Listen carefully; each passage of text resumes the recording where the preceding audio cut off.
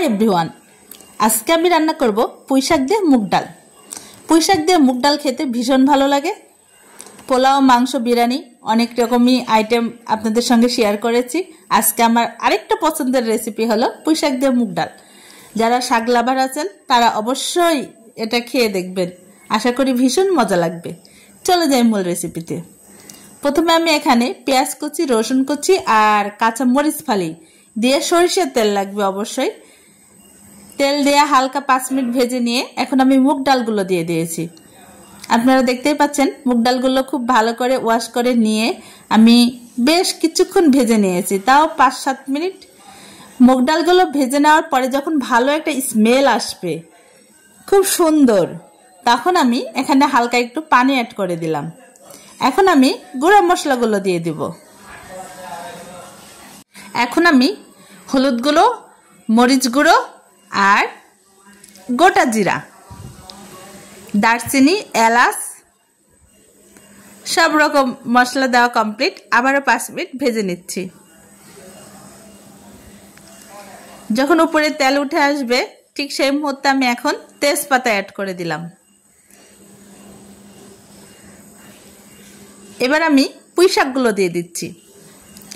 পুঁই শাকগুলো ভালো করে কেটে নিয়ে ওয়াশ করে পানি ঝরিয়ে নিতে হবে। পুঁই শাকগুলো যদি একটু মোটা মোটা, খুব তরতাজা পুঁই শাক হয়, ওয়াও, খেতে খুব অসাধারণ লাগে। আমি পুঁই শাক একদমই গাছ থেকে উঠিয়ে নিয়ে আসছি, খুব টাটকা।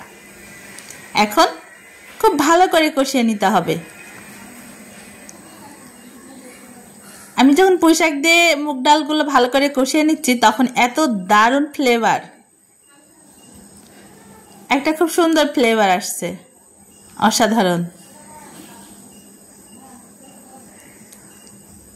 খুব ভালো করে কষিয়ে নিতে হবে।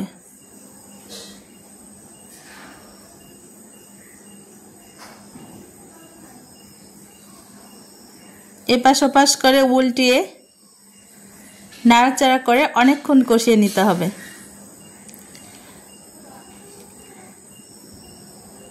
কষানো কমপ্লিট। এখন আমি পানি দিয়ে দিচ্ছি।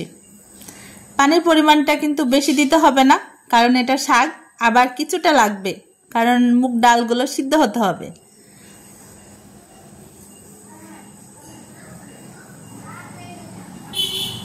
এই দেখুন আমি শাকে কি পরিমাণ পানি দিচ্ছি, আশা করি আপনারা বুঝতে পারছেন। এখন 15 মিনিটের জন্য আমি ঢেকে রেখে দিয়েছি। আমার রান্না প্রায় শেষের দিকে, একদমই লাস্ট ফিনিশিং।